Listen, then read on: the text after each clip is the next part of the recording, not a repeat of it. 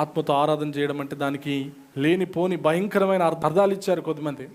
ఆత్మలో ప్రార్థన చేయడం, ఆత్మలో ఆరాధన చేయడం అంటే పరిశుద్ధాత్మలో ఆరాధన చేయడం అని, పరిశుద్ధాత్మలో ప్రార్థన చేయడం అని, దానికి భాషలు మాట్లాడాలని, దానికి ఎగరాలని, దానికి దునుకాలని, గంతులు వేయాలని, ఇంకేదో ఏదో చేయాలని, అలా చేస్తేనే అది ఆత్మతో ఆరాధన చేసినట్టని లేనిపోని అర్థాలు ఇచ్చారు. ఆత్మతోనూ సత్యంతోనూ ఆరాధన చేయాలంటే ఏ ఆత్మ? దేవుని ఆత్మ, మనుష్య. సో ఆరాధన అనేది నీ ఆత్మలో ప్రారంభమయ్యే కార్యం. It starts in side, not out side. ఆరాధన సత్యానికి సంబంధించి. సత్యం ఏంటి? వాక్యమే. నిజమైన ఆరాధన వాక్యానుసారమైనది అయి ఉంటుంది, సత్యానుసారమైనది అయి ఉంటుంది. సత్యంతో ఆరాధన చేయాలి, యథార్థంగా ఆరాధన చేయాలి. లోపల యథార్థత లేకుండా, లోపల భక్తి లేకుండా, లోపల భయం లేకుండా, లోపల సత్యం లేకుండా, వేషధారులుగా లేనిది కనుపరుచుకునే ప్రక్రియలో అరువు తెచ్చుకొని అంతరంగాన్ని దాచేసి దేవుని దగ్గర అంతరంగంలో సరిచేయబడకుండా బయటికి నువ్వు ఒకవేళ ఆరాధన చేస్తుంటే అది సత్యమైన ఆరాధన కాదు.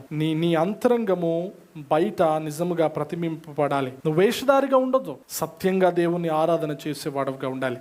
ఆరాధన జీవితం, అది ఒక ప్రక్రియగా, ఈవెంట్ కాదు. కాలంలో చేసే ఒక గంట సేపు పని కాదు. అది వర్షిప్ ఈజ్ లైఫ్, జీవితానికి సంబంధించింది. నువ్వు దేవుని ఆరాధించే జీవితం కలిగి ఉండాలి.